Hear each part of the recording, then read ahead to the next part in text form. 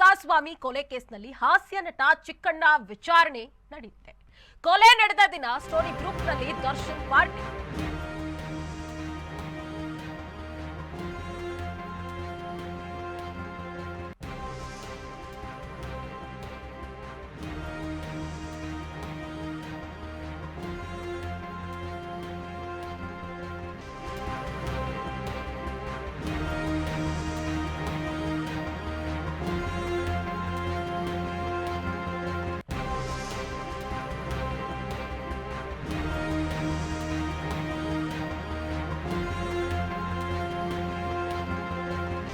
ರೇಣುಕಾಸ್ವಾಮಿ ಕೊಲೆ ಕೇಸ್ನಲ್ಲಿ ಹಾಸ್ಯ ನಟ ಚಿಕ್ಕಣ್ಣ ವಿಚಾರಣೆ ನಡೆಯಲಿದೆಯಾ?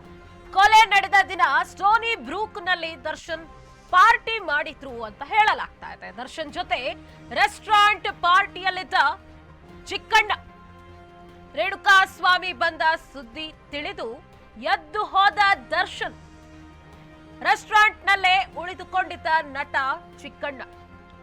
ಚಿಕ್ಕಣ್ಣನಿಗೆ ನೋಟಿಸ್ ನೀಡಲು ಪೊಲೀಸರು ತಯಾರಿಯನ್ನ ನಡೆಸ್ತಾ ಇದ್ದಾರೆ. ರೇಣುಕಾಸ್ವಾಮಿ ಕೊಲೆ ಪ್ರಕರಣ ಸಂಬಂಧಪಟ್ಟಂತೆ ಅವತ್ತಿನ ದಿನ ರಾತ್ರಿ ಪಾರ್ಟಿ ಮಾಡಿದ್ರು ಅಂತ ಹೇಳಲಾಗ್ತಾ ಇದೆ. ದೃಶ್ಯಗಳಲ್ಲಿ ನೋಡ್ತಾ ಇದ್ದೀರಿ. ಹಾಸ್ಯ ನಟ ಚಿಕ್ಕಣ್ಣ, ನಟ ದರ್ಶನ್ ಇಬ್ರು ಇರುವಂತಹ ಈ ಚಿತ್ರ.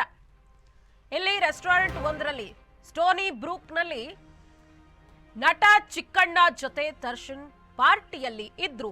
ರೇಣುಕಾಸ್ವಾಮಿ ಅವರ ಸುದ್ದಿ ತಿಳಿದು ಎದ್ದು ಹೋಗಿದ್ದಾರಂತೆ ದರ್ಶನ್. ರೆಸ್ಟೋರೆಂಟ್ನಲ್ಲೇ ಉಳಿದುಕೊಂಡಿದ್ದ ನಟ ಚಿಕ್ಕಣ್ಣ.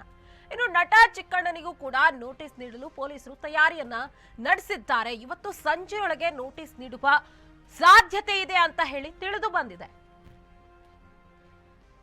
ರೇಣುಕಾಸ್ವಾಮಿ ಕೊಲೆ ಕೇಸ್ನಲ್ಲಿ ಹಾಸ್ಯ ನಟ ಚಿಕ್ಕಣ್ಣನಿಗೂ ಬಿಗ್ ಶಾಕ್ ಅಂತ ಹೇಳ್ಬಹುದು. ಕೊಲೆ ನಡೆದ ದಿನ ಸ್ಟೋನಿ ಬ್ರೂಕ್ನಲ್ಲಿ ದರ್ಶನ್ ಪಾರ್ಟಿ ಮಾಡಿದ್ರು. ಹಾಗಾಗಿ ದರ್ಶನ್ ಜೊತೆ ರೆಸ್ಟೋರೆಂಟ್ನಲ್ಲಿ ಪಾರ್ಟಿಯಲ್ಲಿ ಚಿಕ್ಕಣ್ಣ ಕೂಡ ಇದ್ರು. ರೇಣುಕಾಸ್ವಾಮಿ ಬಂದ ಸುದ್ದಿ ತಿಳಿದ ತಕ್ಷಣವೇ ನಟ ದರ್ಶನ್ ಅಲ್ಲಿಂದ ಎದ್ದು ಹೋಗಿದ್ದಾರೆ. ರೆಸ್ಟೋರೆಂಟ್ನಲ್ಲೇ ನಟ ಚಿಕ್ಕಣ್ಣ ಉಳಿದುಕೊಂಡಿದ್ರು. ನಟ ಚಿಕ್ಕಣ್ಣನಿಗೆ ನೋಟಿಸ್ ನೀಡಲು ಇದೀಗ ಪೊಲೀಸರು ತಯಾರಿಯನ್ನ ನಡೆಸಿದ್ದಾರೆ. ಇನ್ನು ಹಲವಾರು ಸಿನಿಮಾಗಳಲ್ಲಿ ಭಾಗಿಯಾಗಿದ್ರು ನಟ ದರ್ಶನ್ ಹಾಗೂ ಹಾಸ್ಯ ನಟ ಚಿಕ್ಕಣ್ಣ. ಒಂದು ಒಳ್ಳೆಯ ಬಾಂಧವ್ಯ ಈಗಾಗಲೇ ಬೆಳೆದಿದೆ. ಹಾಗಾಗಿ ಪಾರ್ಟಿಯಲ್ಲಿ ಕೂಡ ಭಾಗಿಯಾಗಿದ್ರು. ಅವತ್ತಿನ ರಾತ್ರಿ ಸ್ಟೋನಿ ಬ್ರೂಕ್ ಎಂಬ ರೆಸ್ಟೋರೆಂಟ್ನಲ್ಲಿ. ಹಾಗಾಗಿ ಈಗ ಹಾಸ್ಯ ನಟ ಚಿಕ್ಕಣ್ಣನಿಗೂ ಎದುರಾಯ್ತಾ ಶಾಕ್ ಅಂತ ಹೇಳಿ ರೆಸ್ಟೋರೆಂಟ್ನಲ್ಲಿ ಚಿಕ್ಕಣ್ಣ ಉಳಿದುಕೊಂಡಿದ್ರು.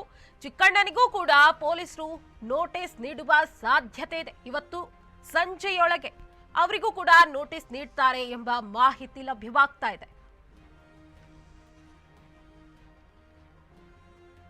ದರ್ಶನ್ ಹಾಗೂ ಚಿಕ್ಕಣ್ಣ ಹಲವು ಸಿನಿಮಾಗಳಲ್ಲಿ ಒಟ್ಟಾಗಿ ಕೆಲಸ ಮಾಡಿದ್ದಾರೆ. ಈ ಪ್ರಕರಣಕ್ಕೆ ಇಬ್ಬರ ಮಧ್ಯೆ ಈ ಕಾರಣಕ್ಕೆ ಒಂದು ಒಳ್ಳೆಯ ಬಾಂಧವ್ಯ ಕೂಡ ಇದೆ. ಈ ಮೊದಲು ಉಪಾಧ್ಯಕ್ಷ ಸಿನಿಮಾ ರಿಲೀಸ್ ಆದಾಗ ದರ್ಶನ್ ಅವರು ಸಿನಿಮಾ ನೋಡಿ ಚಿಕ್ಕಣ್ಣನಿಗೆ ಬೆಂಬಲ ನೀಡಿದ್ರು.